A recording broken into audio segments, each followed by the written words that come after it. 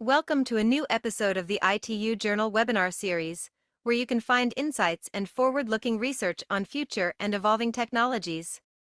The ITU Journal is an international journal providing complete coverage of all communications and networking paradigms, free of charge for both readers and authors. This publication considers yet-to-be-published papers addressing fundamental and applied research, building bridges between disciplines, connecting theory with application, and stimulating international dialogue. Its interdisciplinary approach reflects ITU's comprehensive field of interest and explores the convergence of ICT with other disciplines. We count on your support to make this webinar an interesting experience. Please submit your questions via the Q&A channel at the bottom of your screen. All questions from the audience will be taken during the Q&A session after the talk. The meeting is being recorded and the recording will be made available on the webinar website. Closed captioning is also available for this event. You can enable this by clicking on the closed caption icon at the bottom of your screen. We hope that you will enjoy the talk and we encourage you to stay connected until the end for the Wisdom Corner. I will now give the floor to our Master of Ceremonies. Hello, and welcome to our new series of webinars with academics of the ITU Journal on Future and Evolving Technologies. My name is Alessia Magliarditi from ITU, the International Telecommunication Union, the United Nations Specialized Agency for Information and Communication Technologies. It is my pleasure to open our webinar today with Professor Rappaport from New York University. We count on your support to make this webinar an exciting experience, so please submit your questions via the Q&A channel. We will address them to our speaker during the Q&A session. And after this session, as just announced by our avatar, I will moderate the Wisdom Corner, live lessons. So please stay online. Professor Rappaport agreed to a personal chat. He will share with us some lessons learned over the years that might perhaps be useful for some of you. I'm now very pleased to introduce Professor Ian Akilditz, Editor-in-Chief of the ITU Journal and founder and president of TRUVA from the United States. Professor Akilditz is Ken Byers Chair Professor in Telecommunications Emeritus at Georgia Institute of Technology. Professor Akilditz has established many research centers worldwide, including in South Africa, Spain, Saudi Arabia, and Finland. He is the Editor-in-Chief Emeritus of Impact Factor journals, highly cited and at the top of the most prestigious international rankings, visiting distinguished professor in several universities around the world. His current research interests are in 6G, 7G wireless communication system, hologram communication, terahertz communication, molecular communication, Internet of Bio-Nanothings, intelligent surfaces, nanonetworks, and many other subjects. So I'm pleased to give the floor to Professor Akilditz for your opening remarks to introduce our speaker and moderate the Q&A session. Thank you. Thank you, Alessia. Good morning, good afternoon, and good evening worldwide from Atlanta with love. I again welcome you all to the 5th season of our ITU Journal for Future and Evolving Technologies webinar series. In the first 4 seasons, we had the research leaders from the academia and industry, and we continue this tradition in this season also. We are fortunate to have the top scientists lined up in this season. One of them is our today's speaker, Professor Ted Rappaport. Before I present Professor Ted Rappaport, I would like to briefly talk about our journal, ITU Journal on Evolving Technologies, in short form FET or FET. The objective of our journal is to bring the academic and industrial worlds together in order to establish a strong bridge between the academia and industry. Our journal ideas were incubated back in December 2019, and the inaugural issue came out in December 2020. It is an open access journal, no fees for the readers and no fees for the authors. The papers go through a review process, and we try to cover all forefront research activities in the world, both in the academia and industry. The journal is a product of a big team effort, and I would like to acknowledge here Size Ono-san, Bilal Jamusi, Alessia Magliarditi, and Erika Campagnola, and many others for their continued support and dedication for the success of our journal. I will encourage you all to submit your papers, and also if you have ideas for special issues, please do not hesitate to contact us. Today, I have the great pleasure and honor to present you our today's speaker, Ted Rappaport. First of all, on behalf of our ITU Journal team, I personally thank him for taking time from his very busy business schedule and accepting our invitation to deliver this distinguished seminar. Before going through his bio in detail, let me mention briefly that Ted is one of the top scientists in the world currently, in my opinion. He made many research contributions in wireless communications the last 35 plus years.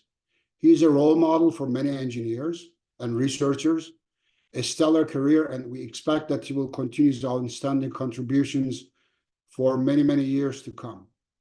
He contributed so many pioneering results in wireless communications that the list is very long to cover here.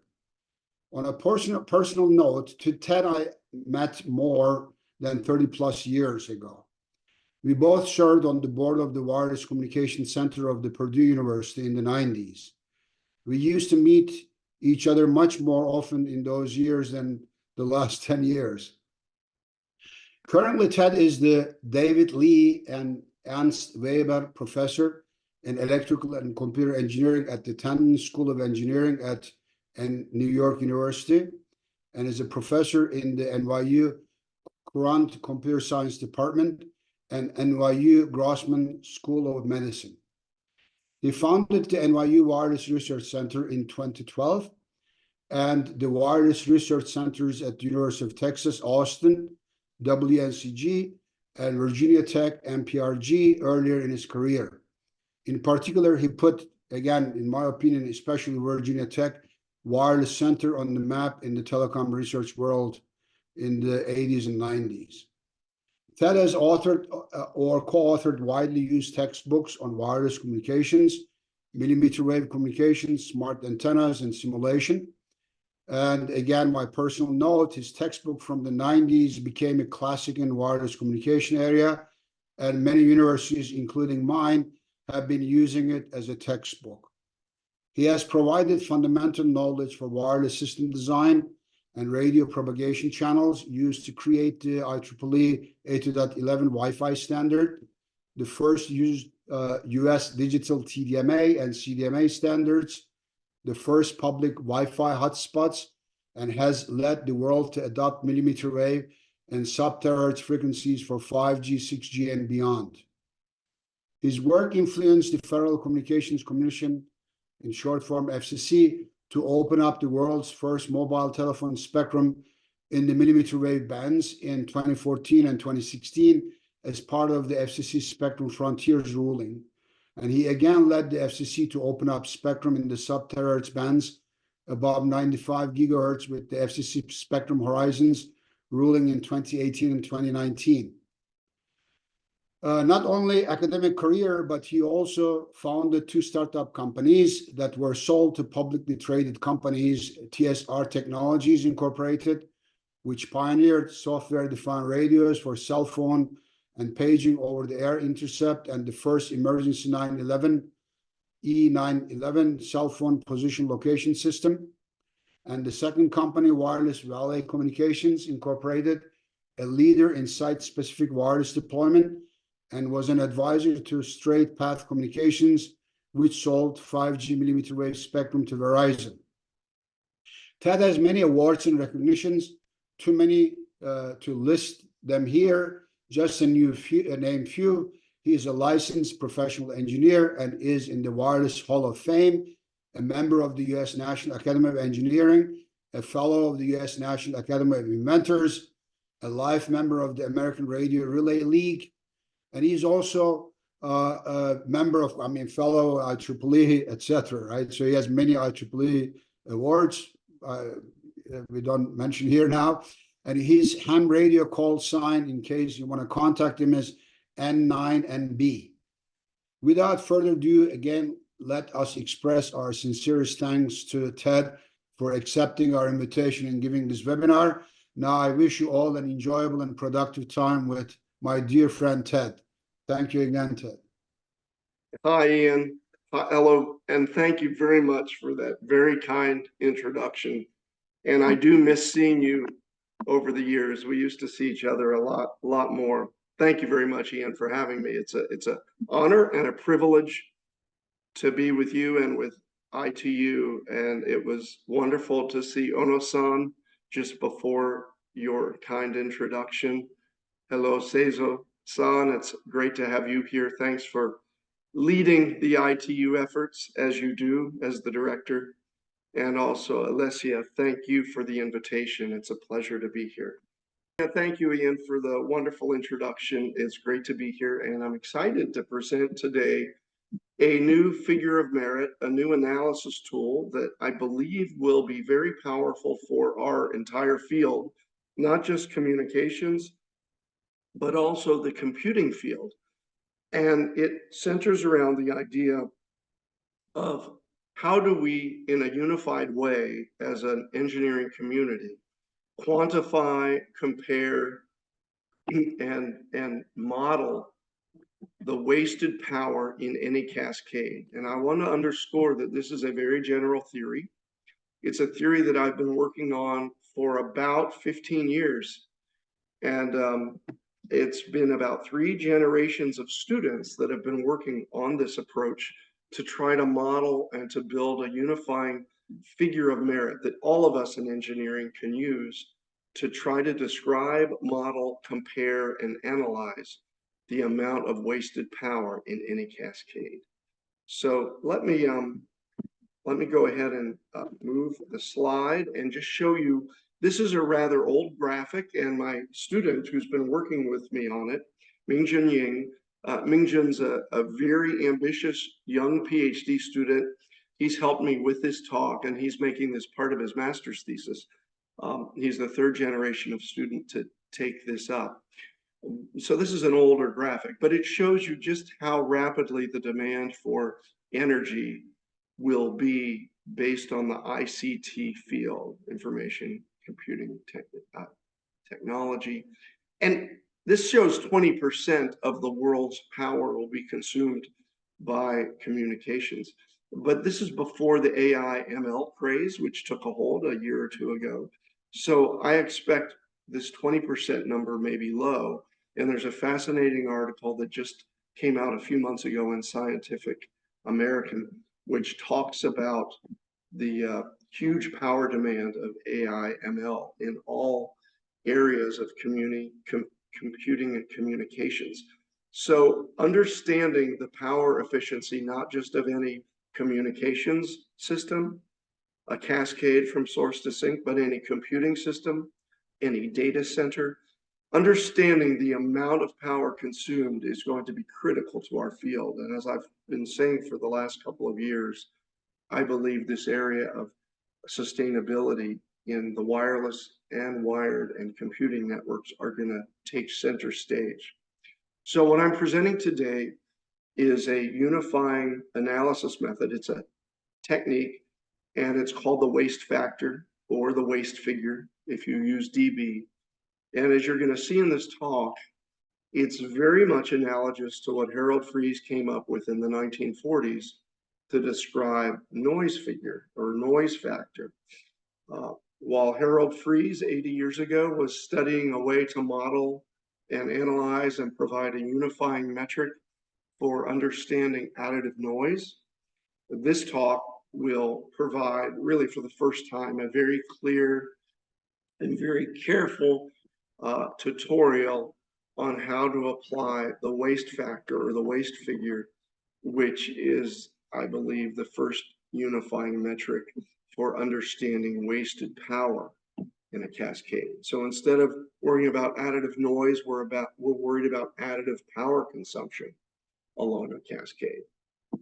Now, the work started, I said I've been working on it for about 15 years.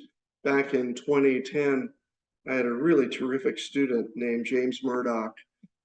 He decided to leave after a master's degree, but he and I were talking about how do you model wasted power in a cascade, because even though millimeter wave had not started and ultra wideband communications had not started, it was clear to us then at the University of Texas that the broadband wireless era would be coming and Moore's law would continue to expand. So in this paper, where we really were the first to predict millimeter wave mobile communications, we also had the very beginnings of what I'm going to present today.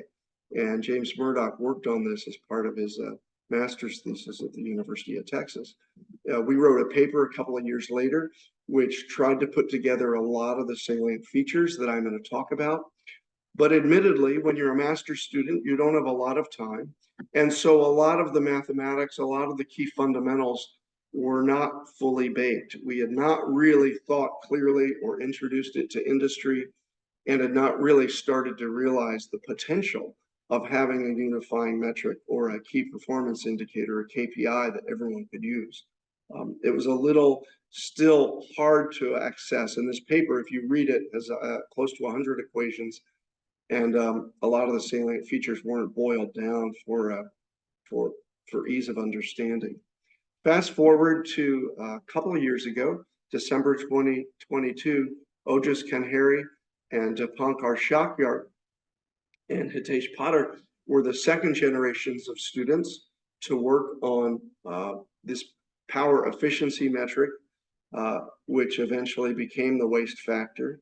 And I think it's in this paper where we first called the mathematics I'm going to provide today the waste factor. And we used it in a very unique way in this paper to analyze the link, the system between a source and a sink over the air, including the propagation channel. When Harold Friis invented noise figure, he really only was focusing on a receiver from the source to the sink, from an antenna to a detector. And in this work, we showed the power of this metric for understanding wasted power, not just in a transmitter or a receiver, but also including the channel as a cascade. And then fast forward to a few months ago, my current student, Mingjun Ying, who I mentioned, is the third generation of students to work on this. And he's really put a lot of energy into working with me late nights to make this very accessible. So this talk is a lot of effort by him and me, and also some collaborators in industry, to try to create a very clear and cogent figure of merit that all of us can use. And it's new in that it has applications, we believe, not just to communications, not just wireless communications, but any source to sink transmission over any medium. And that includes computing. And my hope is, as the community uses this, we will start to realize other applications for these basic fundamental ideas. And by the way, this paper by Mingjun won the Sustainability Best Paper Award at GlobeCom in Kuala Lumpur a few months ago. And you can see his colleagues, the students that are further along, his seniors, also co-authors. Okay, so let me do a stop right here, Alessia, and just make sure that the audio is good and the video is still good. And I'm going to ask for my students on the line if they could send me a text just to make sure the quality is good. Mingjun, maybe you could send me a text right now. I just want to make sure the presentation is coming across. Okay, I got a thumbs up from Mingjun. Thank you. Okay, so I've told you what the big picture is. Let me show you an overview of something we all learned about in undergraduate in comm theory, digital communications. We all learned about the noise factor. And the noise factor is this development of a very elegant modeling approach, a very elegant analytical approach that Harold Friis at Bell Labs published about in his 1944 paper, 80 years ago. You can see it referenced on the bottom of this slide. I read this paper when I was a graduate student. I was fascinated by it. I read every word of it several times. And I guess it's always stuck with me because the elegance of what Harold Friis did was, at the time, there was no transistor. There were tubes. I wrote some articles about the history of ham radio in the Communications magazine, talking about this amazing era when wireless was discovered. And back in the 40s, really noise was the enemy of communications, because you were transmitting on HF, high frequency, very narrow bandwidth, and it was the signal to noise ratio that was key for detection. Bell Labs, AT&T Laboratories, the telephone company was a monopoly then, and they were using HF or shortwave radio for long distance all over the world. In fact, all over the country as well. So while they had wired lines, they also had high frequency shortwave transmissions carrying voice communication. And they were really starting to use single sideband then. I talk about this in the Communications magazine history articles. But the bottom line is, in 1944, Harold Friis realized that you could model this enemy, this noise, as an additive effect along a cascade. And what's really clever about his analysis is he took something that's a composite at the detector, a signal plus noise, where you don't know what was signal and you don't know what was noise. You just get a composite output. And he was able to break down that composite signal plus noise in a model over a cascade, from a source on the left to a sink on the right. So going from source to sink, he realized that he could define something called the noise factor, or noise figure in dB, but noise factor. And that noise factor was powerful because it told you the degradation or the additive noise that occurred along this cascade from the source to the sink. So you can see the noise factor famously is known as the input signal to noise ratio to the output signal to noise ratio. Noise factor is always greater than 1 or greater than 0 dB, which means you always get additive noise. There's always some additive noise going from source to sink. And at the output, you just get a composite power level. It's broken into two components. And the elegance of his approach was he simply used the gain of each stage to be able to figure out what the transmission of a signal would be without any additive noise. And then he realized that the input additive noise was KTB, and that the output of the additive noise as it went along the cascade would be multiplied by the gains, multiplied by the waste factor, which was his additive noise component. And so this is really critical to understand. He was taking a composite signal, which had signal and noise, and he was breaking it down into components that could be modeled along the cascade: the input signal, the output signal, and the input noise and the output noise. And you can see on the bottom from his classic paper, the additive noise could be represented by the total noise out minus the gain of the noise coming in. And from this, he defined the noise figure, or noise factor F, and F minus 1 took on a lot of importance because that was the additive noise component when multiplied by the gain. We all learned that, we all know that. In fact, let's look at the second slide, breaking it down a little bit on how he did his analysis in his classic paper. Remember, these are the 1940s, so you had different bandwidth components, and because thermal noise at the input was a function of KTB, Harold Friis had to put on some special requirements. He assumed that all the bandwidths were equal to the smallest bandwidth, because the noise that he was modeling was a function of KTB at the input. So he had a requirement that you had bandwidths basically coming down to the narrowest bandwidth of the system, usually at the detector. And what he could do is some simple math where he realized that if you look at the source from the left and go to the sink, that each of the cascaded components have a signal going in, a signal coming out, and that signal coming out would have additional noise added to it. Now, the math is pretty clear. If you look at network terminal 2, the output of the device, the right of the cascade, and the cascade is in the dashed lines. We have network 1 and network 2 dashed lines in the cascade. The noise power at the output of terminal 2 was going to be equal to some noise figure, F12. You know, the question is, what is that? times the gain of the two cascaded components, G1, G2, times the input noise. So F12, if you're trying to figure an expression for that, you had to basically look at the contributions of each of the two terminals alone.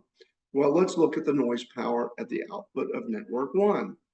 It would simply be the input noise, KTB, times the gain, times this additional F, this F factor. And then if you look at terminal 2, that's just going to be what's coming out of 1 and into 2. That would be equal to F2, that's the total noise, minus 1, because that's the input noise. So, or that's the input of the signal that was at the presence. So he found out that F2 minus 1 at the output of the terminal 2 times the gains times the input was an expression just for the second terminal. And when you look at the total noise, it's clear that it'd be the noise contributed by the first box times its gain plus the noise contributed by the second network device. And in doing that, he was able to show that the F1 cascade has this famous formulation that it's the F1, or the noise figure of the first component, divided by the gain of the noise figure of the second device minus 1, the first component.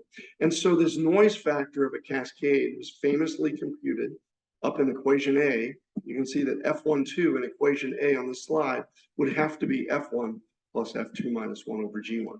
It's very easy to see when you just break down the components of the noise being contributed by each of the boxes alone, as if there was an input noise that was known.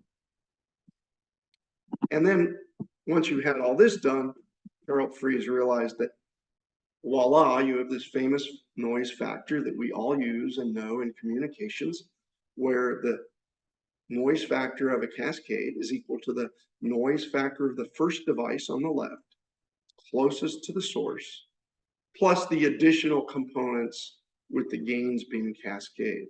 Now, Harold Friis referred to the cascade input because he was studying receivers. And receivers, you could measure the signal to noise ratio at the input by turning the signal off. You see, if you assumed the signal and noise were orthogonal, if you turned the signal off in a laboratory, you just had noise. If you turned the signal on, you had signal plus noise. So it was very easy to do that at the input.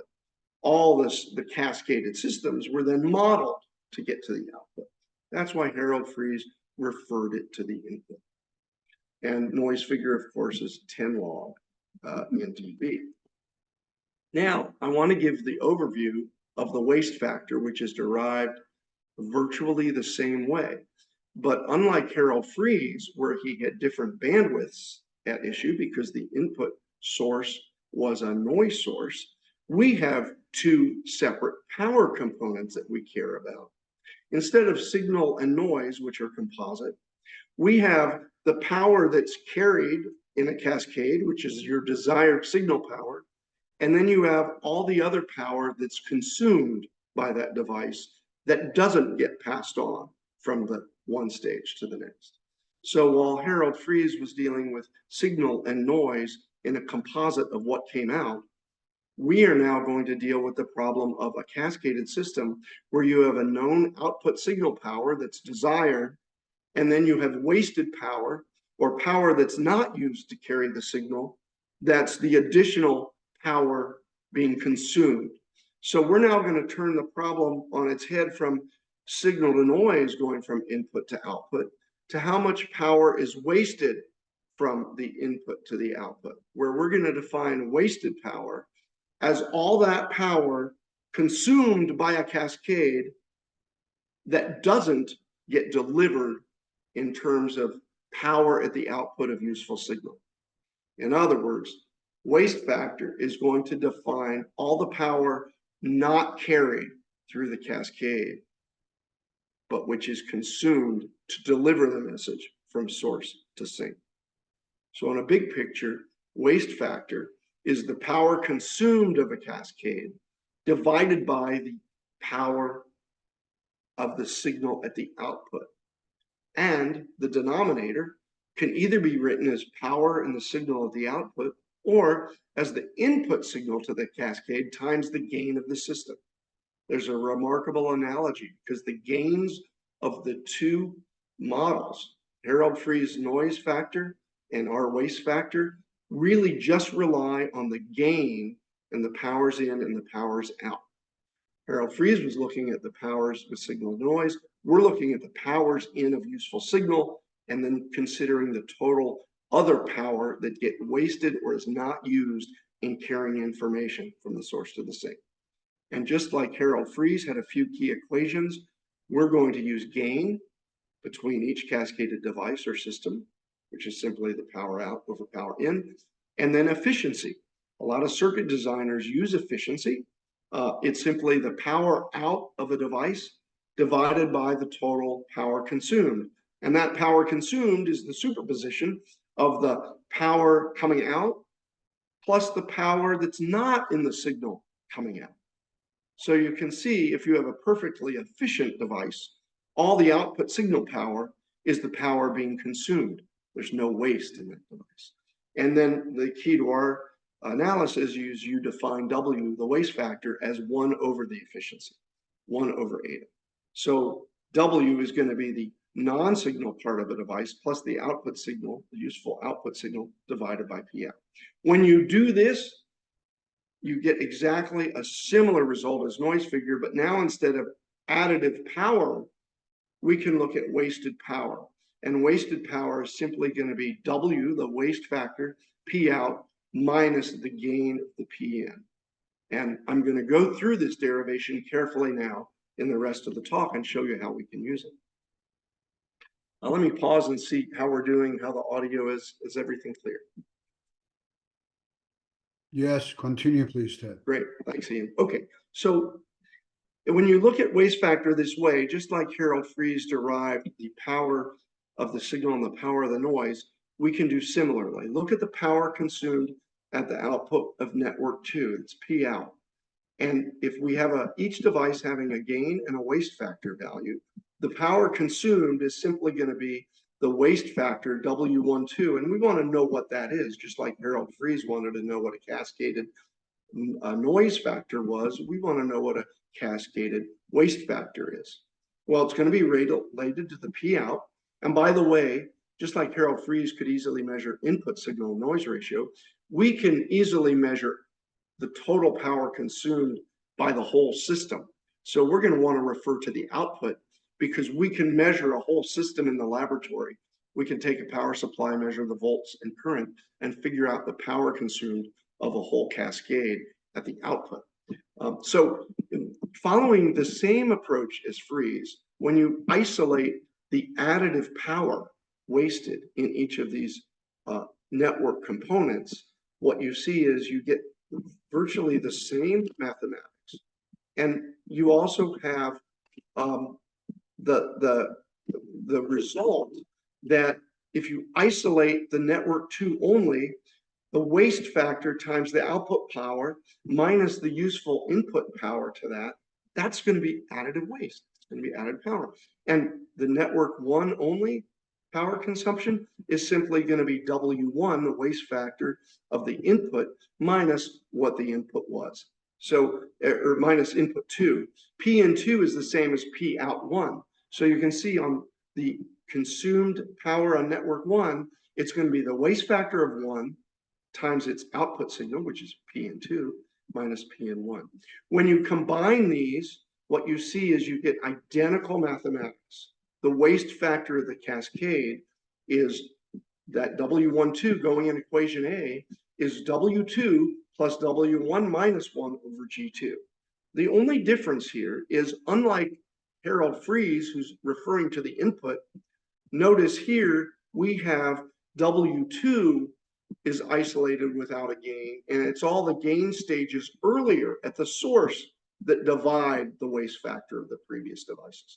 So the waste factor of the cascade is considered based on the output because we can measure the total power output easily. This is remarkable because we now have a waste factor approach for a cascade of any devices, figuring out the model of the wasted power being transferred from the source to the sink. Okay, and so just like we had in noise figure, for waste figure or for waste factor, you have referred to the cascade output, this very elegant equation that looks at the waste factor of each of the devices in the cascade. And just like noise figure was 10 log F, waste figure is 10 log W. Now, I want to drill down. This was an overview, and this is the key results. My belief is textbooks could be using this to understand wasted power in cascades. I think it's very elegant, and people are starting to use it. But it's a very nice formulation, and it makes sense because it models the additive wasted power along this cascade, very similar to what Harold Friis did for additive noise. So let's step back and go into the details to see how we came up with this. And again, this has been several grad students, chipping away at this problem. And as I told a friend, I think it's ready for prime time now. Let's forget about everything I've just talked about and just consider any device you buy from DigiKey or put in a base station or use on your cell phone or use on a computer. Just think about anything in general, anything that consumes power that is a battery or you plug it into the wall.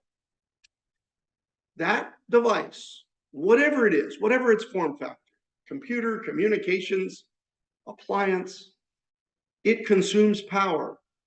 And if it's a communications or a computing device that has a path from source to sink, that power being consumed can be broken into 3 orthogonal components through the principle of superposition. Superposition says you add everything, you get the total result. Well, if you consider those devices on a cascade from source to sink, consuming power, and then everything else, you can boil the problem down to considering the consumption of the powers on the cascade are going to be the power delivered in the signal from source to sink, plus all that other power, all the wasted power that's helpful and useful, but is not being delivered from source to sink. So you can see the power consumed on the cascade we're going to call P signal plus P non-signal. And then everything else used in a system or device is P non-path. So if you have a device that doesn't have a source to sink, all its power consumed will be non-path power. But if you have a system that you're studying for power consumption, it will have the signal that's useful from source to sink, plus all the other power along the cascade, plus non-path.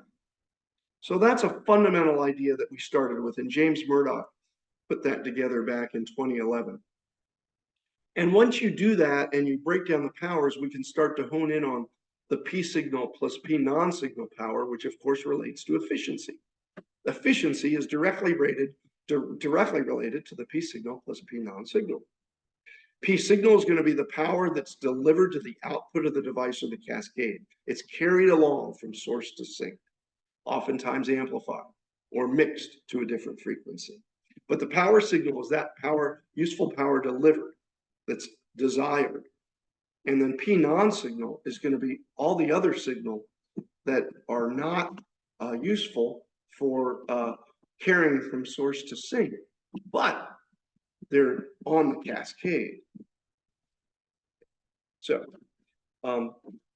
with that, we can then define the waste factor using this idea of signal power that's delivered and the power, what a component does to the input signal to carry it along from the source to the sink. So here's a look at a cascade. We have a source at the left that has an output power, and that's going to be the input to the cascade. So we're looking at this cascade where it has a gain and an efficiency, and we're going to define W for any device or any cascade as the power consumed defined by the signal out of that device. Circuit designers call this 1 over efficiency. W is always going to be greater than 1. So we're really interested in the ratio of the power consumed by the signal path components delivered all over the total power consumed. I'm sorry, power consumed divided by the power delivered. That's what waste factor is. Now, we can look at this by noting, first of all, underneath this box of W, where W is defined, we can notice that power consumed is going to be the signal output power plus the non-signal power, using the nomenclature of the previous slide. And therefore, the P signal out, the useful power, the power that's doing the work and is useful at the output, is going to be the output of the source on the left of the cascade. See the diagram? Power source out is the input to the cascade. So it's going to be a power source out plus the power added. So while Harold Friis was looking at additive noise, we like to think of the idea that the useful power is being added by each device to get that signal from source to sink.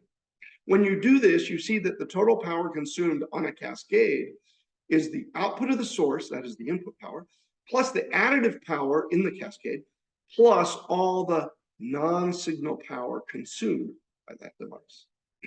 When you do that, it follows that you've got this elegant way of representing the powers that are both being used and carried, as well as the power that's on the cascade but not being used. So if we want to look at the waste factor in a different way, we can write it as a power being consumed of a cascaded device is simply the power source out plus the non-signal, that is the wasted power not carried, plus P signal out minus P source out. That's the added signal contributed by the device. When you write it this way, efficiency is clearly the output signal divided by the sum of the output signal and the non-output signal. And therefore, the non-output signal can be written as the signal out 1 over eta minus 1. And this is where we realize 1 over eta should be W. Look at equation 3. Look at equation 3. When you write the P non-signal in terms of what came out, you realize that 1 over eta should be W. And in fact, when you put 3 in 1, you see that's exactly the definition. So this is how we define W equals 1 over eta. And in the original work by, you can see by James Murdoch back in 2011 and 2014, we kind of had this idea, we called it H to the minus 1. It was very difficult to understand. Now I'm looking at some questions in the chat, and here's what's really beautiful. I appreciate these questions. People are asking, can this be used in a data center? Could it be used in a wireless network? The resounding answer is yes. What's beautiful, and I'm going to show that now, is everything I'm doing is very general. It could be wireless, it could be wired, it could be data, it could be computer. If there's any device that has a source and a sink, this approach can be followed. And I'm going to show that at the end of the talk.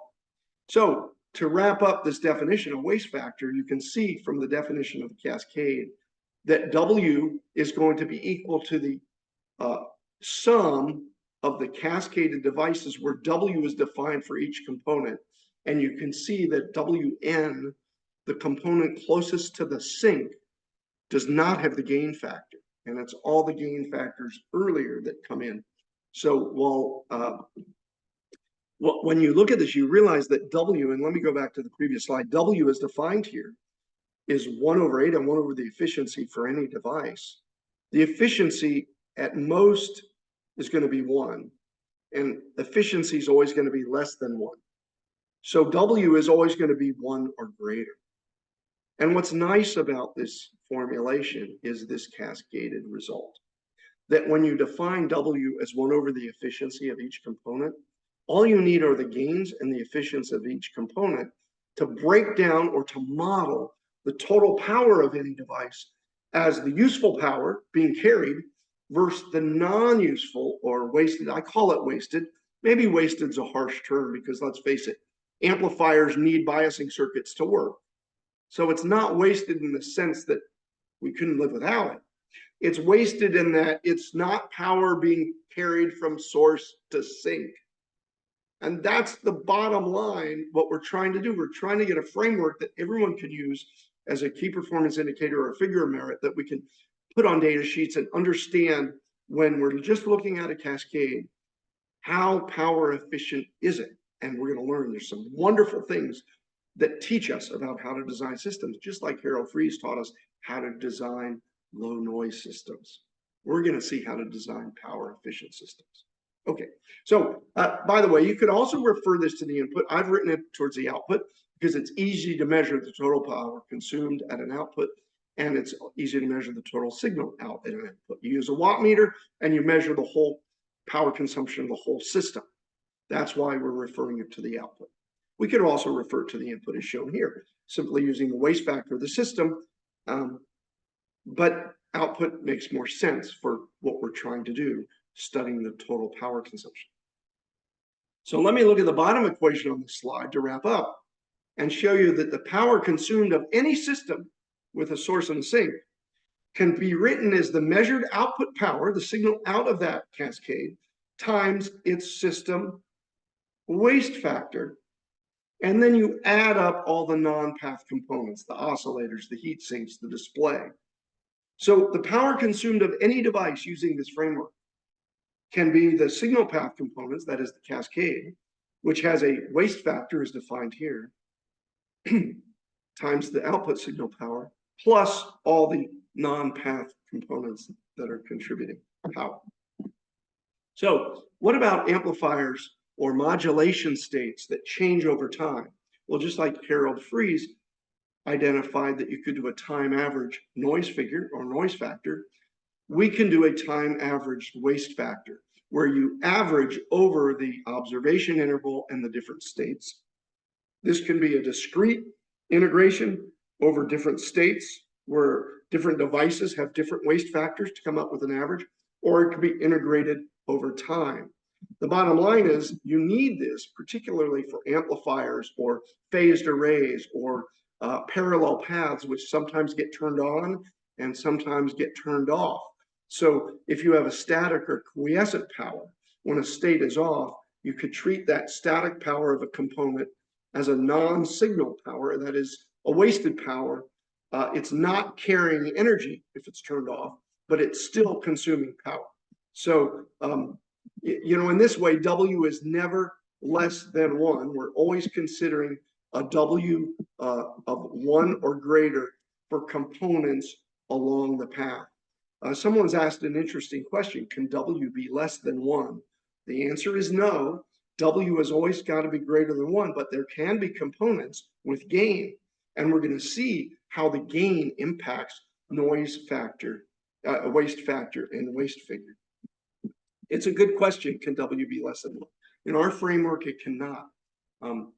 So very interested to see people using this. Now, by doing this time averaging or state averaging or switching between power states, different components may have different time epochs. So we need to figure out a way in which waste factor can be applied if we're going to use this as a key performance indicator, let's say for 6G wireless networks or for future Wi-Fi or future data centers. But the bottom line is using a time averaging of the waste factor can account for the different states and the different efficiencies, because after all, waste factor is 1 over efficiency. So the different efficiencies or different states can be put together in an average. So in conclusion, before we get into some really exciting results of this, because I probably need to wrap up in the next 10 minutes to leave time for the interviews, 10 or 15 minutes, because we got a little bit of a late start because of the IT problems.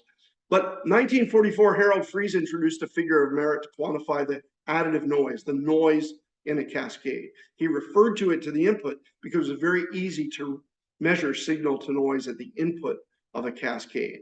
You simply turned the signal off and then added the signal, and that's how you measured signal to noise ratio in the 1940s. Here we are in 2022, 2023. We're proposing a figure of merit to quantify the additive wasted power, the power wasted along a cascade. That is the power that's not delivered to the sink from a source in a cascade. And this has a very similar mathematics, as I showed. The waste factor is simply this beautiful, elegant sum of the different gains, and we refer it to the cascade output because you can measure the output power of a cascade with a power meter. You can also, assuming the signal to noise ratio is good, of course, and you can also measure the total power consumed of a system by measuring the voltage and current of the whole system as it operates. So here you go. The duality is very clear. And now let me show you some very exciting things that the students over the years have confirmed and why I say it's ready for prime time. Let's look at an attenuator. Everyone knows from senior year in digital communications, if you're a double E student, if you're not a double E student, you'll have to believe me, but consider an attenuator between a source and a sink. We're going to use these fundamental principles that I just covered to show you the waste factor of this attenuator. So notice the output of the attenuator is P2, that's useful signal out. The power non-signal, that is the power that was lost, is the input power, P1, minus whatever was lost, or minus whatever was delivered. The power that's lost was simply P1, power delivered, minus P1 delivered to the input, minus power delivered to the output. If it didn't get to the output, it was lost or consumed, right? So P signal out is P2. P non-signal is P1 minus P2. P non-signal is what did not get delivered to the sink. So if P signal out is P2 and P non-signal, the wasted power or consumed power, is P1 minus P2, we can write the efficiency of this attenuator, or the waste factor, which is 1 over the efficiency. Remember, waste factor is defined as P non-signal plus P signal out over P signal out. Well, the waste factor is simply going to be P1 minus P2, that was the non-signal, plus P2, that was the signal out, divided by P2, the signal out. When you do that, you see the waste factor is P1 over P2, which is simply the loss of the attenuator. It's the insertion loss. And this is exactly the same as Harold Friis found when he modeled the noise factor of an attenuator. The noise factor of an attenuator was simply the loss of the attenuator. The waste factor of an attenuator is the loss of an attenuator. There's a direct duality between the waste factor and the noise factor, and there's no surprise here. Why? The answer is we are modeling the additive lost power along a cascade, just like Harold Friis did for noise. Okay, so that's kind of cool, I think. Let's take a look at using this in a real world example of trying to pick the right baseband amplifier, mixer, and RF amplifier to save the planet, to use the least power consumption. So look at this source, look at this match load. By the way, we assume everything's matched. And you've got 3 components along the cascade: the baseband, mixer, and RF amp. The oscillator we're going to ignore. The oscillator is a non-path component. It's not on the cascade. So you're going to sum that power up later to get the total power consumption. Here I've done some numerical examples where we have case 1 and case 2. Let's look at case 1 and case 2. We have an RF amplifier in both sections. One is twice as efficient. Case 1 is an RF amplifier with 52% efficiency. Case 2 is an RF amplifier with 26% efficiency. So case 2 has a less efficient RF amplifier. But notice the mixer and the baseband amplifier are the same components. They have very comparable efficiencies. As we saw from the previous equation of cascades, it's the waste factor of the component closest to the sink, the waste factor closest to the output, that dominates, right? It's the W value, or the efficiency of the component closest to the output, that dominates. So we would assume just intuitively that case 1 is going to have a better or lower waste factor closer to 1. Sure enough, when you do the math and apply the cascaded formula for waste factor, you see that the waste factor of case 1 is almost 2 dB better. It's almost 3 dB better. It's almost a factor of 2 better. That amplifier, that RF amplifier efficiency, dominates the waste factor of the entire cascade. And remember, the waste factor can be related to the output power and the consumed power. So waste factor is very useful for figuring out how much of the power absorbed or consumed by that whole cascade is delivering power. And we get a value of 2.2 versus a value of 4.12. That means 2.2 times the actual delivered power is being wasted. That's very valuable information. A waste factor of 4 is worse than a waste factor of 2. So now we have a very tangible way of comparing the efficiencies and the power consumed along a cascade. Let's look at case 3 and case 4, because here we're now going to keep the RF amplifier and the mixer the same. They're the same components. And we're going to look at a more efficient baseband amplifier. And remember, the baseband amplifier is closer to the source. It's further away from the sink. So it's going to be divided by the gains of the stages of the closer devices to the sink. And when you look at case 3 and case 4 using the definition of waste factor on the cascade, you see that having a more efficient baseband amplifier, twice as efficient, barely changes the waste factor. You get only 0.2 of the dB better waste factor of the cascade by using a more efficient baseband amplifier, because that amplifier, that baseband amplifier, is far away and being impacted by the gains, the 13 dB gain or the 20 dB gain of the RF amplifier. Now, here's what's amazing and why this waste factor opens up a whole new approach for communications, wireless, wired, and otherwise. Think about a channel. You saw the result for the passive attenuator. Well, a channel is really like an attenuator. So now waste factor is not just useful for receivers or transmitters. It can also be used for cascades from a transmitter to a receiver, including an entire system. So conventional energy metrics don't handle channels.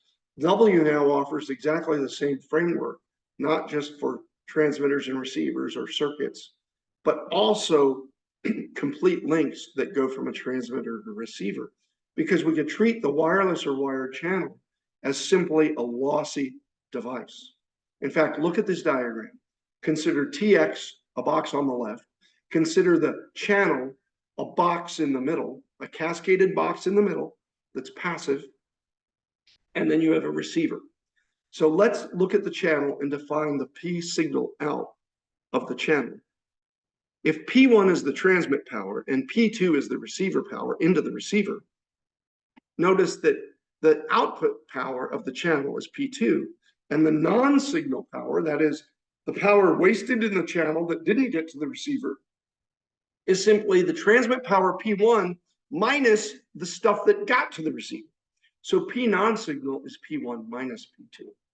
When you realize that P non-signal is the power dissipated or lost in the channel, you can define the waste factor of a channel as simply being the non-signal power plus the signal power over the output. Or using the transmit power and receiver power, you see it's P1 over P2. So just like the passive attenuator circuit, the waste factor of a channel is equal to the loss of a channel. This has very valuable ramifications in system design, because when you realize that the waste of the channel is the loss of the channel, and you draw the transmitter and receiver and channel, each with their own waste factors, as a 3-device cascade, you see the formula for the cascaded system shows you that the entire system, this whole communication link, is going to be equal to the first component on the right, WRX, that's a waste factor of the receiver chain, plus 1 over the gain of the channel times the waste factor of the channel minus 1, plus 1 over the gains of both the receiver and the channel times the waste factor of the transmitter minus 1. This is directly from the derivation. But here's what's amazing. The waste factor of the channel is equal to the loss of the channel. So wherever you see in this cascaded system the waste of the channel, it's equal to the loss of the channel, which is equal to 1 over the gain of the channel. So what you see is you have 3 terms, WRX. WRX is going to be minuscule compared to the 1 over GRX. The gain of a channel is generally very lossy. A channel is maybe 100, 150 dB loss. Say it's 100 dB loss. That's 10 to the minus 10th gain. So 1 over 10 to the minus 10th is a giant number, 10 to the 10th. The loss is huge. So we're talking about, 10 to the 10th kinds of losses. Therefore, WRX doesn't even matter in this cascaded system. And since the W channel is the loss of the channel, and look at the gains of the receivers. The gains of the receivers typically are 60, 70, 80 dB, 90 dB, 10 to the 9th are the gains. So 1 over 10 to the 9th, we're going to have a big number. So you've got big number in loss, big number in gain, and typically the gain of the receiver is much less than the loss of the channel. The loss of the channel may be 120 dB. The gain of the receiver may be 90 dB. So you typically have 30, 40, 20 dB difference where the loss of the channel is much greater than the gain of the channel. When you observe this, you see that in this cascaded system, it's only the two terms on the right that matter. The power consumption of a communication link matters very little on the receiver waste factor. It matters most on the loss of the channel and the waste factor of the transmitter. Intuitively, this makes sense because transmitters absorb and use much more power than receivers generally. But when you look at the channel and the TX and RX waste factor this way, you come up with this very elegant result that the system waste factor of a transmitter channel receiver link is WTX, the waste factor of the transmitter, divided by the product of the gain of the receiver and the gain of the channel. And you can write that in dB. What this means is two things. Generally, you can ignore the receiver waste factor in system analysis for consumed power in a transmit receive link. And it also means that the high receiver gain, you want to get GRX as high as possible, closest to the path loss. You want to get high RX gain closest to the path loss in order to have the minimum system waste. And you also want the waste factor to be minimal in the transmitter. Now, these all make intuitive sense. But for the first time, I believe, we have a fundamental metric that everyone can compare and contrast actual power consumption, from circuit designers to network engineers. So let's take a quick look at some numerical examples just to get an idea of why we want the receiver gain to get as close as possible to the path loss or the channel loss. Look at W system.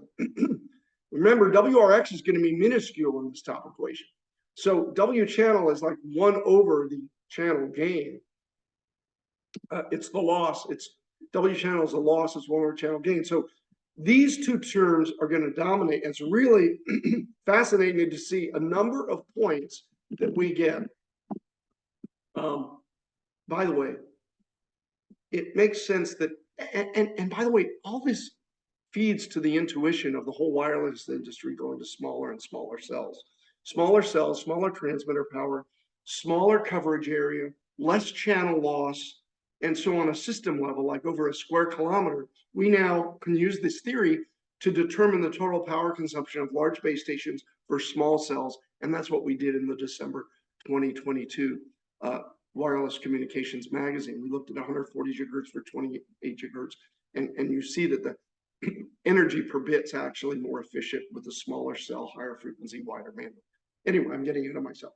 When you look at these formula and realize that this component's going to be minuscule and that W channel is basically going to be the loss of the channel, what you see is, which is a giant number over a gain of the receiver. You want to make GRX as big as possible. You want to drive GRX as high as possible because this number is bigger than GRX. That's the loss, which is generally bigger. So you want to drive this number as high as possible, and this matters a lot because G of channel is 1 over the loss of the channel. So this matters, WTX, and driving that matters the most. So increasing path loss leads to higher W. You can see that.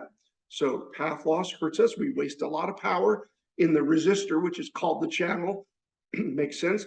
Improving the W, the waste figure of the transmitter, increasing it, like going from 2 to 1, increasing it by 3 dB gets you 3 dB in the total power consumption. That is, the transmitter really dominates in this case. Now, increasing the receiver gain also gets you 10 dB from 60 to 7 dB, you can see in case 3 and 5.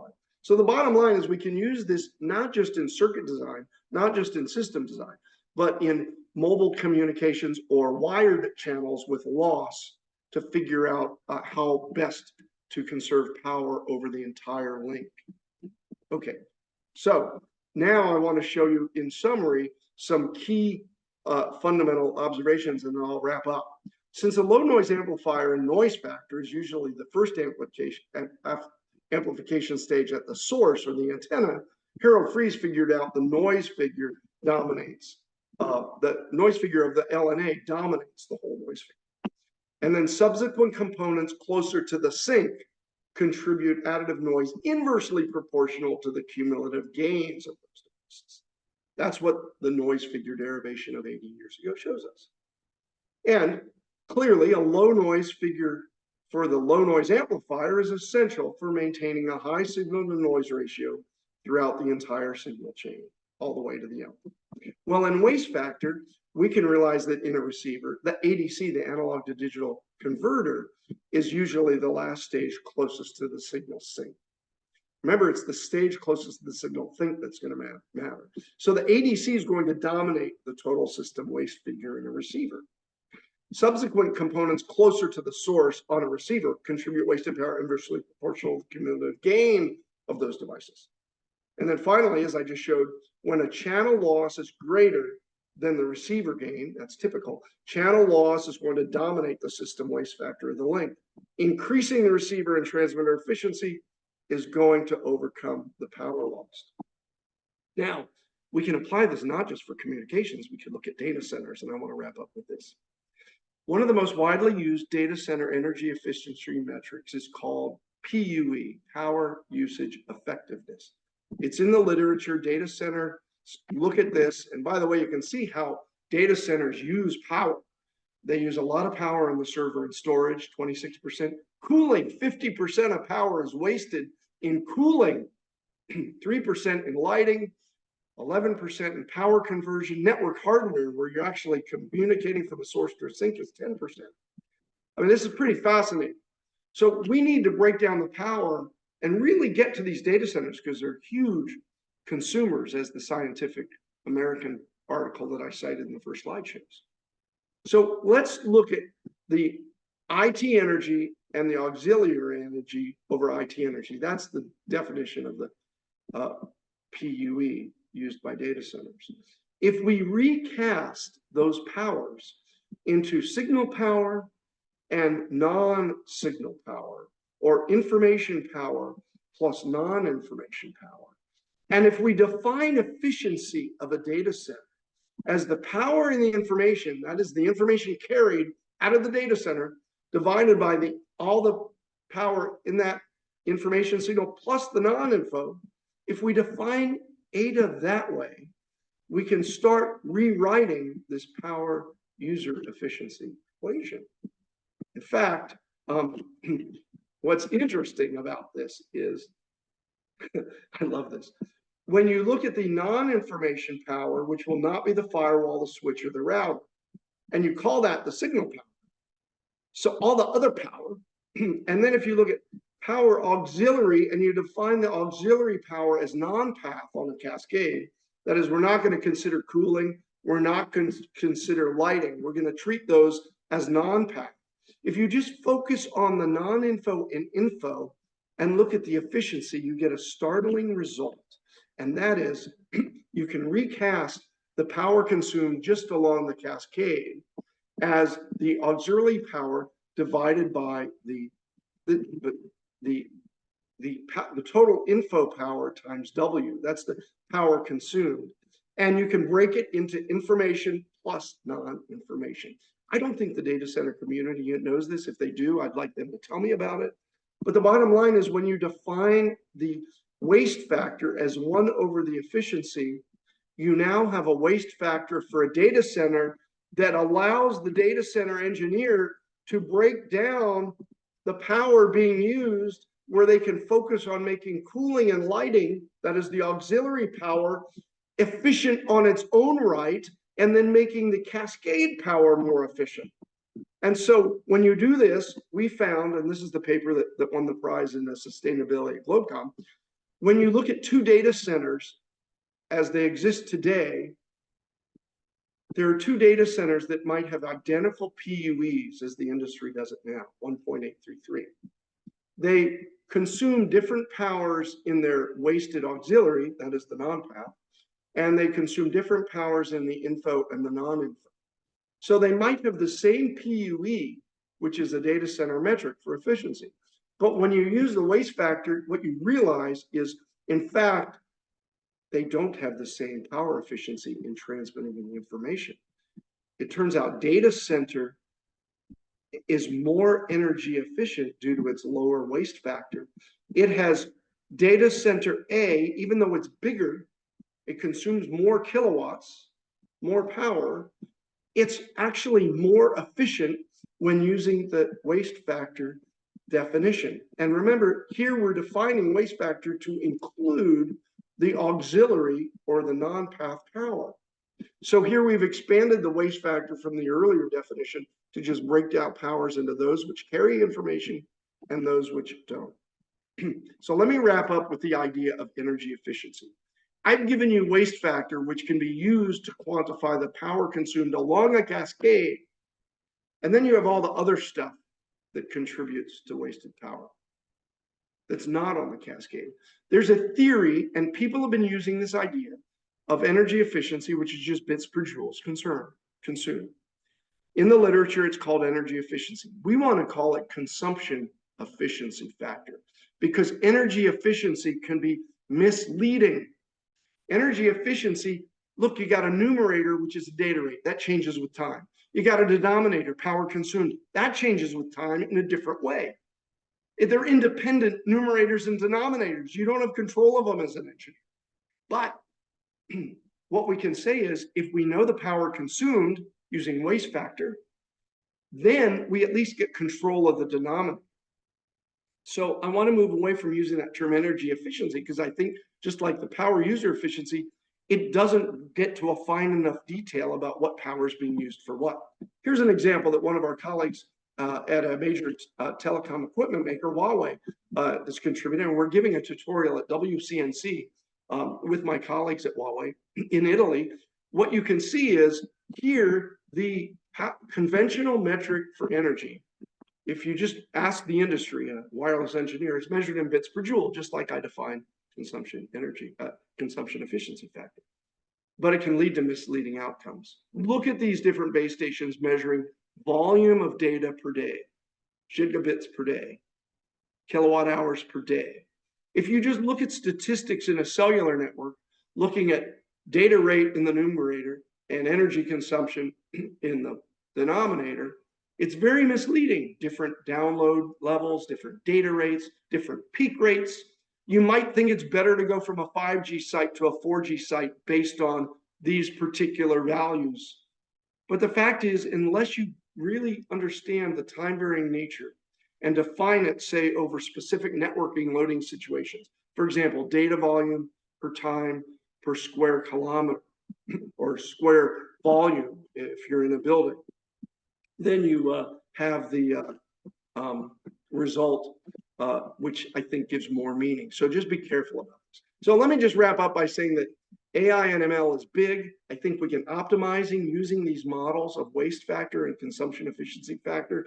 We can look at optimizing, minimizing W, machine learning, how time varying changes happen, learning from past performance, adapting to new conditions of power consumption. I think there's a lot of opportunity now that we have a model that we can all use and a standard figure of merit to monitor the power, measure the power, and we could start using on data sheets, on circuits, on systems, what the waste factor is. And we could start using it in the use of systems, transmitter to receiver, as well as circuits or cascades. One final question was asked about, can you use waste factor for analyzing multi-hop network or a relay network versus a single point-to-point network? And it's a great question because James Murdoch was actually motivated by that exact question and wrote about it in his original 2014 paper. So if you look at the 2014 paper where the genesis of this was starting to bake in after our 2011 paper, you can see that it's more efficient to use a multi-hop network with smaller transmitter-receiver distances. It's more power efficient. Smaller cells are more power efficient. And in fact, Nokia used this in 2019.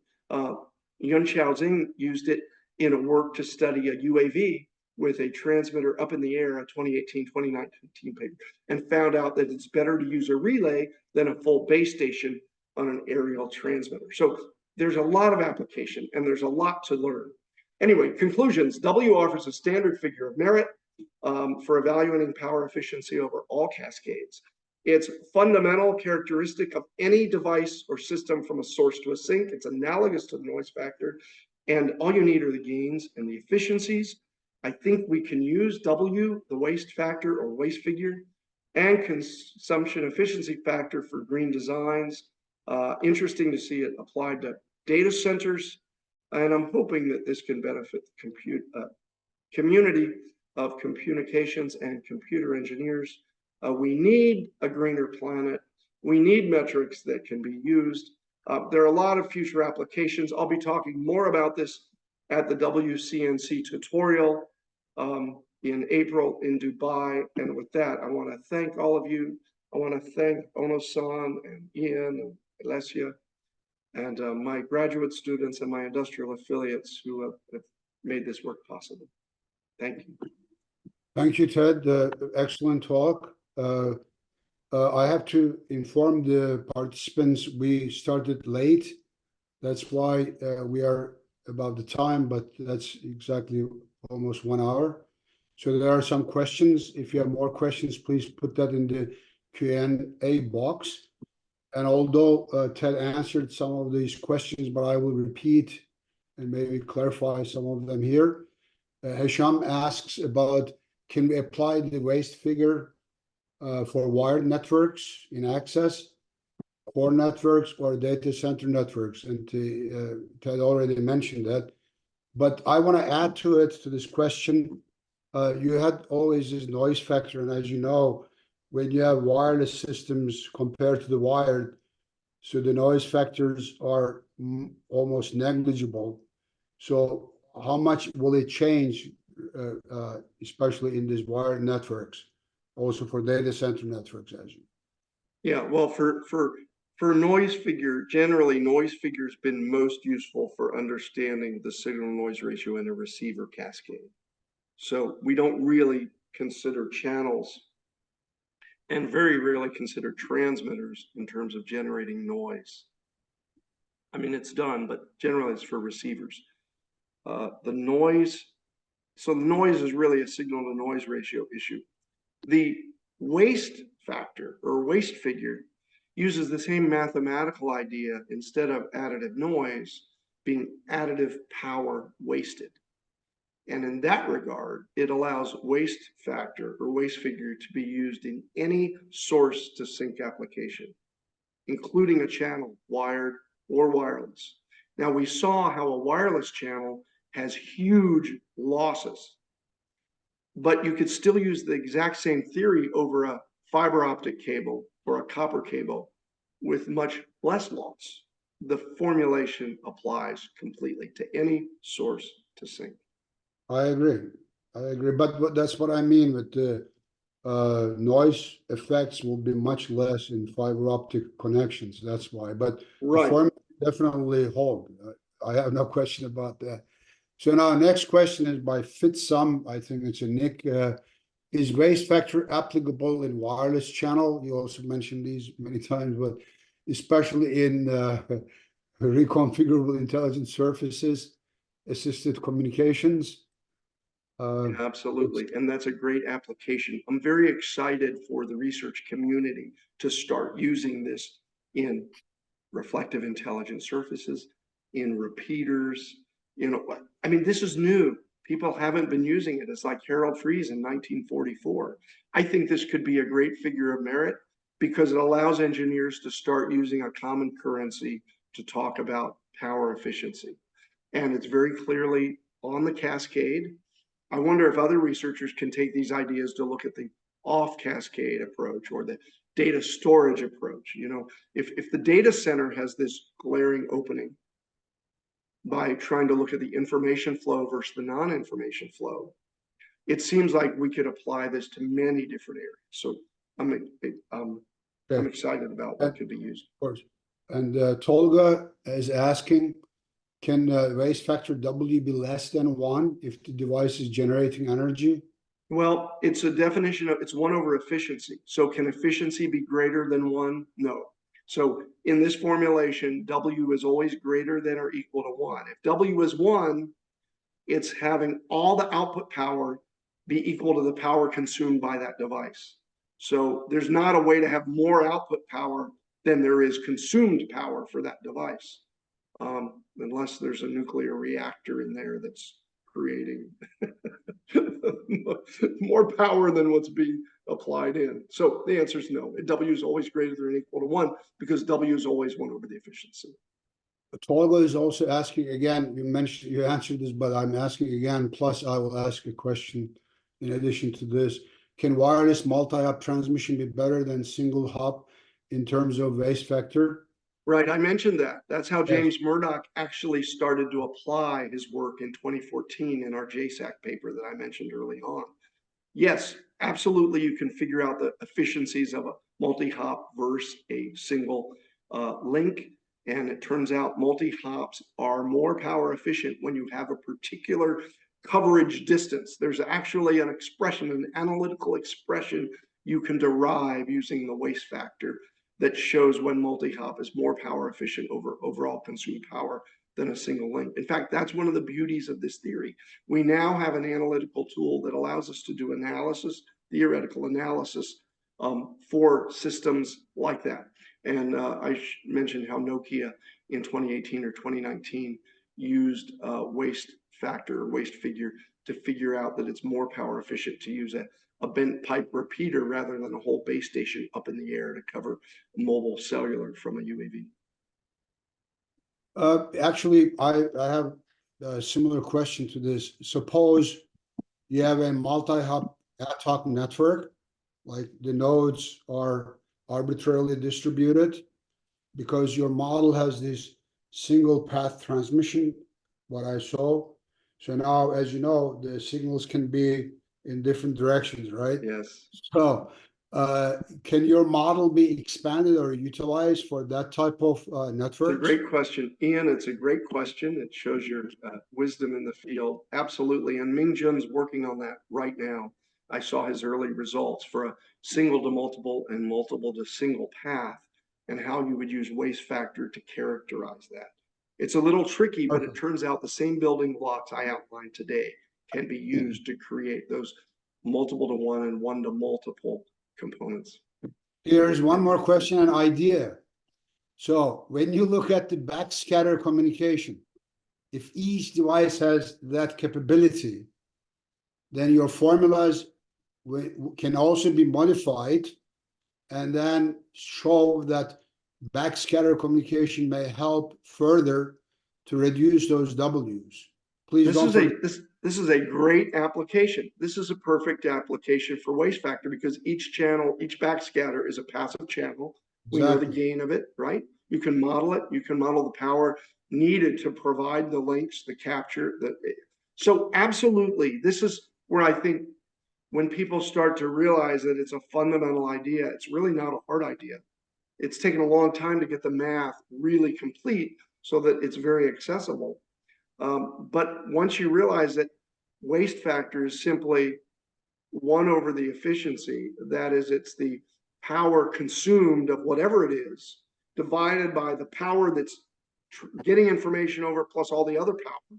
Once you realize that, you can start figuring out what paths or what flows are signal and what are non-signal. You know, the participants misheard that statement that the question should be put in the Q&A box. Unfortunately, people don't listen, it looks like. So there are some questions in the webinar chat I don't know, shall we answer them? You already had communication with them, Ted. So one person says Saman Moktabadi Moktab Adabri. Of course, the answer is clear, but can this idea be used for sub-terahertz circuit applications? Of course, it can be used in any circuit. I mean, this is very general. It's much more general, in fact, the noise figure, which was limited really to measuring at the input. This is anything you can measure at the output with power, and anything that has a cascade with gains and efficiencies at any frequency, at any bandwidth, as long as there's a source and a sink, you can use it. Okay, another question is, I mean, we have all these interesting questions. I hope you don't mind.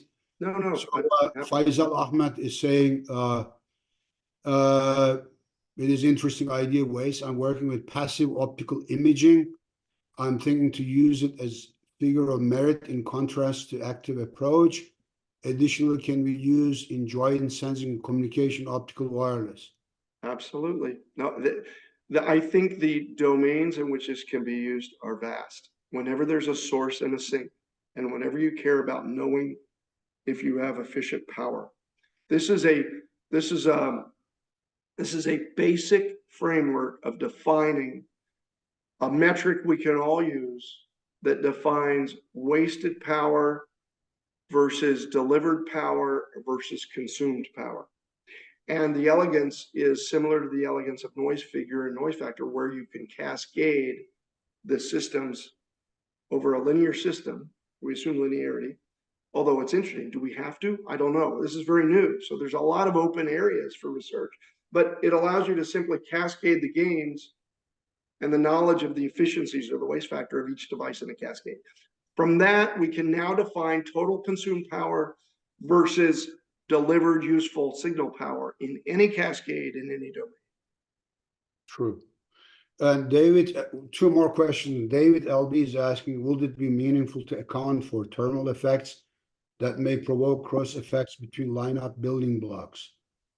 Yeah, no, I think that's a good question. I mean, this is assuming ideal matching.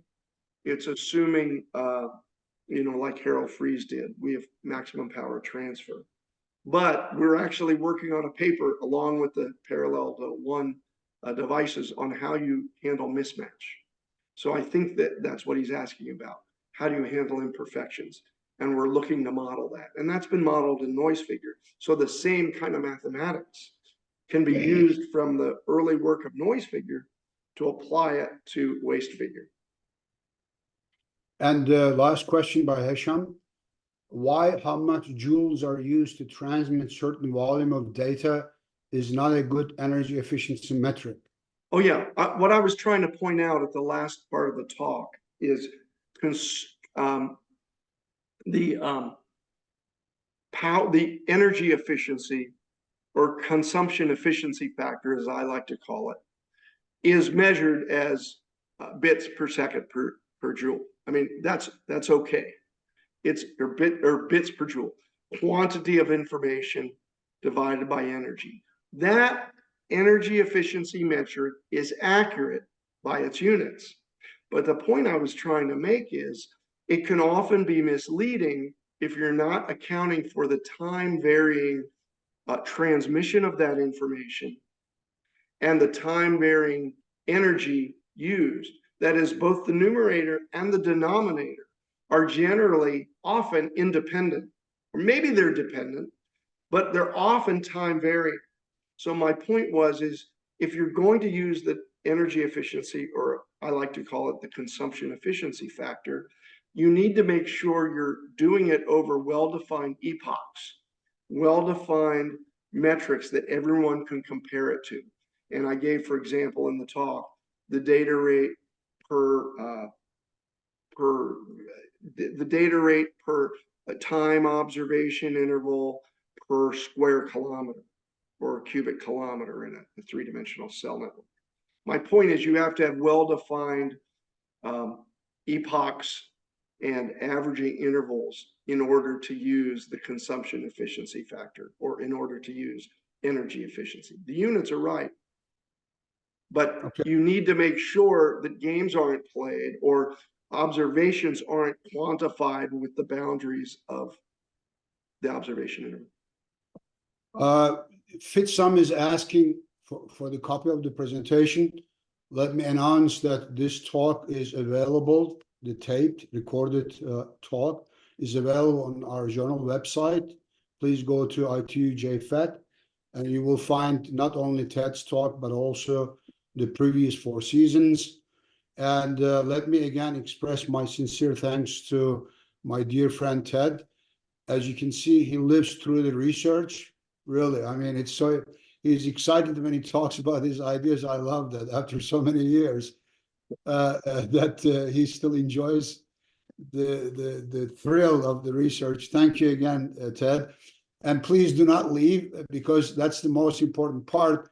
Life lessons, because you always see the papers of people, but we'll have some personal or some interesting questions for their career, for their life. So please stay and listen to Ted's answers. So again, thank you, Ted. And I ask Alessia to take over. Thank you. Thank you so much. Yeah, thank you very much for this remarkable presentation. So now it's time to move to the Wisdom Corner, which is based upon the idea to give a unique and special angle, as Ian said, to this series of webinar, adding a personal touch. So I would ask my first question, if it is fine to you. So we would like to know, which is your hard-earned life lessons or even failure that you would like to share with us today that perhaps can help someone attending the webinar? Wow, that's a big question. But all my graduate students and all my friends know there are a few things that I have found in my life and that I really, really believe. First thing is, I think you have to follow your passion in anything you do for a career or anything you want to excel at. You really, if you're not really loving and almost have like a childlike interest and enthusiasm and wonder about what you're doing, it's going to be hard to change the world.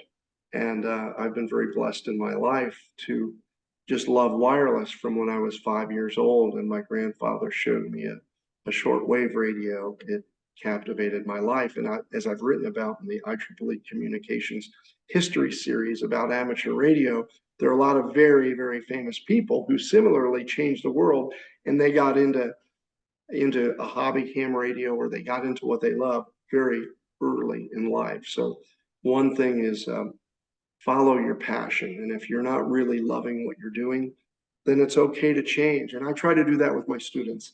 I try to find a topic that they love and that they really want to pursue and they're excited about, because if they're not excited about it, it's not going to be easy for them. And I don't want them to lose out on the ability to pursue a passion, pursue something they love. That's one thing I've learned. The other thing I've learned, I'll give you a few of these if that's all right. Of course. It's hard to like what you don't know. We as human beings are often naturally, by human nature, resistant to things we don't know or we don't understand.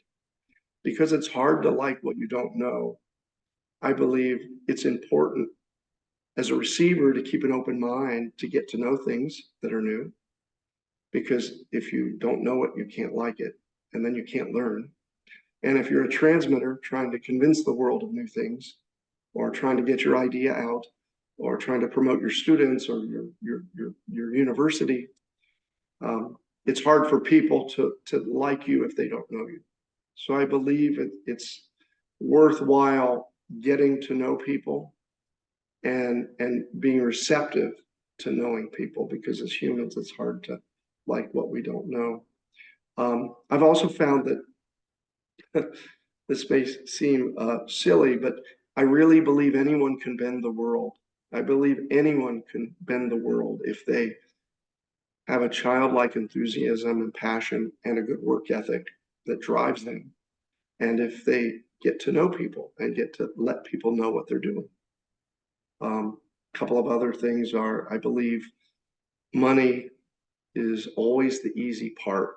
All things being equal, I think if you have a really good idea, you can get funding if you follow those earlier principles. I think money follows talent. Talent doesn't have to follow money. So, when I hear big projects or big things talking about money being the problem, I always think money's not the hard part. The hard part is having the passion, the intellect, the drive, and the ability to change the world. And then finally, I'm very fortunate to have found the Lord in my life when I was 15 years old, and it was a very powerful conversion for me. And so I believe prayer is the ultimate in wireless communications. I believe that since I was a kid. Prayer is the ultimate in wireless communications. Those are my lessons in life. Wonderful. I believe you have answered half of my questions already. I'll try anyway to ask you a few more that are strictly related to what you have already said. My second question would be, which fields and which topics would you recommend students to study? So I believe what they have passion about. And is there any current trends or emerging areas of research that you find particularly exciting or promising? Yeah, well, that's a great question.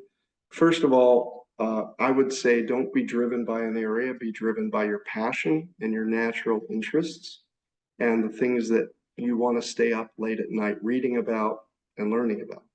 So that's number one. Don't pick an area because it's hot. That said, obviously AI/ML is huge. It's a game changer. It's like the internet was in 20 years before. I think I think sustainability, what I talked about today, I think is a huge area. I think it's going to become so much more important than it is now. And I think people with energy efficient designs are going to be rewarded. I really believe that. And I think AI/ML is on a collision course with sustainability. To me, that's a very interesting area.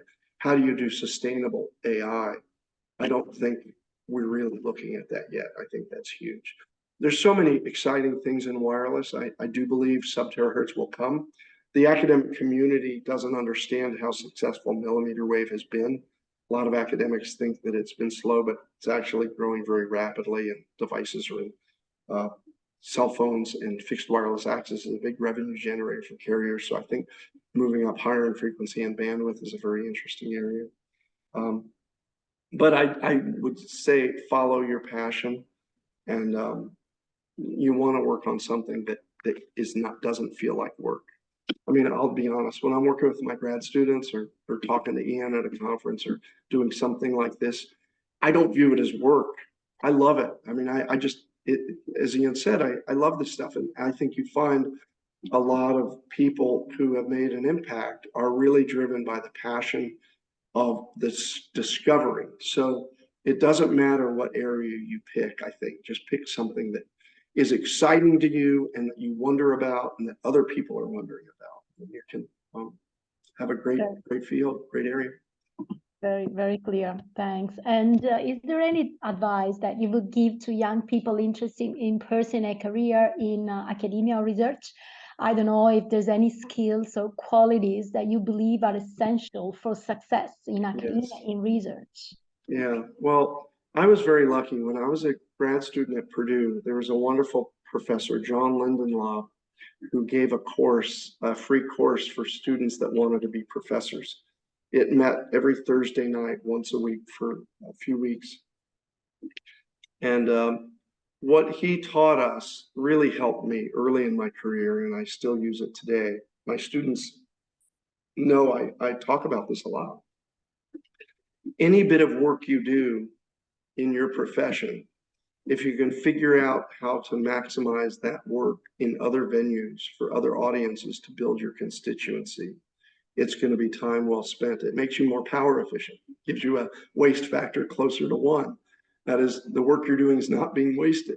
You're getting a signal out in many different directions. So a proposal can turn into survey article in a peer-reviewed. A proposal can turn into a conference paper. A talk you give for one venue, you can use the same slides in a different way in another venue. I always try to give keynotes that are always different. It's very hard, but I'm able to pull some different slides from other talks I've given to make it more efficient in terms of the time. So I think using a low waste factor in your career is a useful tool. I also come back to the idea of being passionate about what you do, and also you know, getting to know people. It's hard to like who you don't know, but also my students learn when I work with them how important it is to be exact. You want to be able to write and give a presentation so clearly that someone way below the level of the intended audience can understand it. I read and review so many papers where the writing or the logic is so difficult to follow, and those ideas won't be embraced. So you've got to work very, very hard on communicating very, very clearly. It's never a bad thing to start from first principles. I would not have found waste figure if I didn't start with Harold Friis' first principles 80 years ago. There's a lot of treasure in the very, very well-written papers and books, because you can learn a lot about the first principles. And if you can teach and know those first principles and creating new hard concepts, you'll have a better receptive rate, because it's hard for people to like what they don't know. So you've got to do everything you can to let them know what you're trying to communicate with, and give them test cases where they can test their knowledge. It's almost like we have to be a teacher in everything we do as a researcher, because that's how your ideas are used. Great. And can you tell us what initially sparked your interest in your field of study, and how did you pursue it? Yeah, well, I told you when I was 5 years old, my grandfather in New York City let me tune around on his shortwave radio. And then when I was 8 years old, he gave me a tube type CB radio, Citizens Band radio. I was 8, so I didn't know how radios worked, but I know it had a lot of static, and I tried putting paper clips in for antennas. Little did I know it did not have a crystal. You needed a crystal to have a received signal. So I was playing with this radio for days, hours, months, not hearing a signal, but I was fascinated at the crackle of the energy coming out of the speaker, and I turned the knobs, and you know, and every now and then I'd hear a signal. Little did I know it was overload by a passing car with a CB radio, but I thought, oh, I'm making it work. I was 8 years old. And then when I was 13, I broke my leg playing football, and I was in a body cast and in traction for 7.5 months. And I could just lay there, do nothing else. I'm a teenager. I'm missing the first year of high school. And my grandmother gave me a shortwave radio, and I listened to the shortwave radio. And I was hearing signals from all over the world. I'm in a body cast. All I can do is lay there. And I was fascinated. I was writing letters to the stations, and they would read them over the air a week or two later, you know, snail mail letters. And, you know, Ted's in a body cast in Cambridge City, Indiana. Let's say hi to him. And HCJB, a shortwave station heralding Christ Jesus' blessing in Quito, Ecuador, where they invented the cubical quad antenna. I listened to them, and their whole radio station sent me a big box with, you know, gifts and pictures of the station. So I was hooked on wireless at age 13. I got my ham radio license, and I began teaching adults as a high school kid at the local college, Earlham College. I would teach Morse code and theory, communications, electronic theory. And I was building my own shortwave, doing antennas. I was inventing antennas. I didn't even know that I've invented an NVIS antenna. You could look up what NVIS is. I didn't know about it, but I actually invented one. I could talk very high angle. And then I went to Purdue. And the first week I was at Purdue University, Alicia, we had George Cooper speaking to the local ham radio club. George Cooper was a pioneer in spread spectrum. He had the idea of spread spectrum 10 years before Qualcomm did CDMA. And George Nettleton was one of his students. And George Cooper talked about in 1978 what would be a new industry called cellular telephone. This is 1978. There were no cell phones in the US. I was so captivated by that talk. You know, I'm 17 years old. I'm a freshman in college. And he talked about cellular and the cellular concept, and he drew these hexes and he talked about co-channel interference, and I thought, I'm going to go into wireless. And then for my PhD, I did the first factory measurements in the world at above 1 gigahertz and got to be part of the early Wi-Fi committee. They used my research and invited me to the first Wi-Fi meetings before it was IEEE 802.11. It was called IEEE 802.4L. And I was a grad student. And so I went to Virginia Tech and started one of the first wireless centers because I knew there'd be this huge industry. That's how I got started. And I love wireless. It's been very good to me. And I feel very blessed. God's been very good to me, much, much greater than I could ever imagine or deserve. It's a wonderful field. Wonderful. I think you again anticipated my question. I wanted to ask you if you can tell us one of the most tangible contributions that you have made in your career that had a direct impact on your life and on others' lives that you're most proud of. Well, you know, when you believe in the Lord, you kind of have a different value system than most. And while there's a lot of huge things you could say I did, and Ian read some very nice things about me. I'm very fortunate to be alive. I'm a survivor of leukemia. That was 9 years ago. You know, I've seen a lot of hardship in my life personally. But I'll tell you, I think the relationship and the time and experience I've had with students is by far the most rewarding thing for me. Because I think God made me to be an entrepreneur. An entrepreneur takes poor performing assets and turns them into higher performing assets. That to me is the definition of an entrepreneur. I think all professors are entrepreneurs. We're social entrepreneurs because we take students many times from other countries who maybe don't know how to read or write as well as they could or do research. And you work with them, and over the course of a few years, you see them become these amazing people that go out and change the world.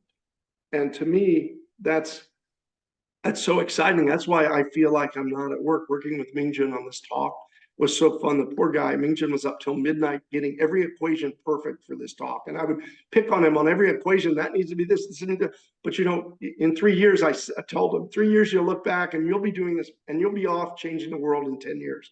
And I have so many students that are doing that right now. To me, that's the greatest. I mean, I've been very fortunate. E911, you know, I did the first cellular intercept. I don't know if you know this, but Kevin Mitnick, the most wanted cyber thief in the world, was captured with my product, actually with my grad student working at the FBI. I did the first wireless hotspot when no one was doing public Wi-Fi with a little deli sandwich company in Austin, Texas. The CEO came to me in 2002, Schlotsky's Deli, and we actually deployed wireless hotspots while you could eat sandwiches before McDonald's or Starbucks did that. 5G, of course, it convinced the world that millimeter wave would work. I always knew it would work. I knew from the late 1990s it would work at Virginia Tech, but I just had to wait. I think this waste factor could be really good. You know, I'm hoping 80 years from now, someone's given a talk and they're referring to a waste factor, just like I'm doing with Harold Friis. I've had a very blessed career, and it's because of the great students I work with and the colleagues I have at Virginia Tech and UT and NYU, and really great company sponsors that believe in our work and hire the students. So it's hard to answer that. I like to let others say that, but to me, it's the students and watching them grow up and go up in the world that I just love. I just love it. Wonderful. Thank you so much. Ian and Onoe-san, if you would like to come back on your camera. Thank you so much for being so generous. And really, this Wisdom Corner was so inspiring. I'm really touched. Thank you so much. And Ian and Onoe-san, if you would like to say a few words before closing. I wanted to add that there are many very nice kudos in the chat box. I don't know that you can read them, Ted. So everybody loved it. Everybody is excited. They learned a lot from you. Thank you. That's really nice of you. And as I told before, that you lived through the research, and that's really nice to see that you dedicate yourself to this research and you enjoy it. And that's a very good example for a role model for the young people. So again, thank you, Ted, really. I hope to see you soon. Well, it's my pleasure. Thank you for the honor of the invitation. And it's great to see all of you. And Ono-san and Ian, I hope to see you soon. Thank you very much Yes. for joining us. And I look forward to meeting you in Brooklyn again this year. Great. Thank you. Thank you very Thank much you. again. So we'll be Yeah. online again on the 5th of March at the same time, 4 p.m. Geneva time. Thank you. Thank you, everybody. Bye. Bye-bye. It was a Bye. Thank you. pleasure. Bye-bye. Thank you. Goodbye.